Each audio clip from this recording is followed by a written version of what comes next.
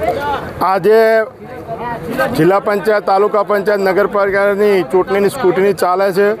એની અંદર કોંગ્રેસ પાર્ટી દ્વારા ભાજપના ઉમેદવારો દ્વારા કોંગ્રેસના ઉમેદવારનું ફોર્મ પહેલાં ભરાયું, પછી ભાજપના ઉમેદવારનું ફોર્મ ભરાયું છે. એના જે રજૂઆત હતી અને બીજા જે નાના મોટા ફોર્મને સ્કૂટનીના પ્રશ્ન હતા એને આપણે રજૂઆત કરવાયા હતા. પણ આજનું વાતાવરણ અહીંયા દેખ્યું કે આખા બનાસકાંઠામાં ક્યાંય નહીં, વાવ-થરાદમાં ક્યાંય નહીં, પણ થરાદની અંદર કોઈ ઉમેદવારને સાંભળવા માંગતા નથી, ઉમેદવારના પ્રતિનિધિઓને સાંભળવા માંગતા નથી કે વકીલને આવવા દેવામાં આવતા. આવો ક્યાંય નિયમ નથી. તેમ છતાં ઉમેદવારોને પોલીસ ધમકી આપી રહી છે કે તમે ચૂંટણીમાં ફોર્મ ખેંચી લો.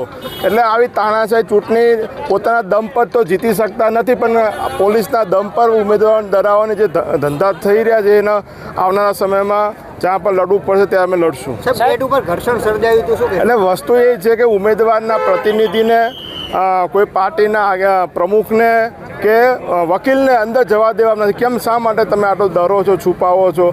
એના લીધે ઘર્ષણ થયું છે. બોરલ સીટ ઉપર કોંગ્રેસે મેન્ડેટ આપ્યું હતું, જોગાજી ભાજપમાં જોડાઈ ગયા છે, ભાજપથી લડી રહ્યા, તેને લઈને શું કહેશો? દેખો, કોંગ્રેસ પાર્ટીના એ આગેવાન હતા, કોંગ્રેસ પાર્ટીના ઉપપ્રમુખ હતા અને એમને કોંગ્રેસ પાર્ટીમાંથી 2 વાગ્યા અને પહેલાં એમને 2 વાગ્યાની આજુબાજુ ફોર્મ ભર્યું છે અને કોંગ્રેસ પાર્ટીએ એમને 2:21 મેન્ડેટ આપેલો છે.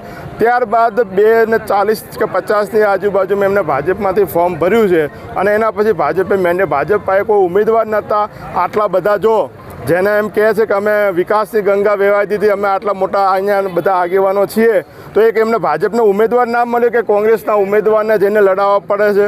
આજે અહીંયા હોય, કાંકરેજમાં હોય, કોંગ્રેસના મજબૂત, ભાજપ પાસે કોઈ નેતાગીરી નથી.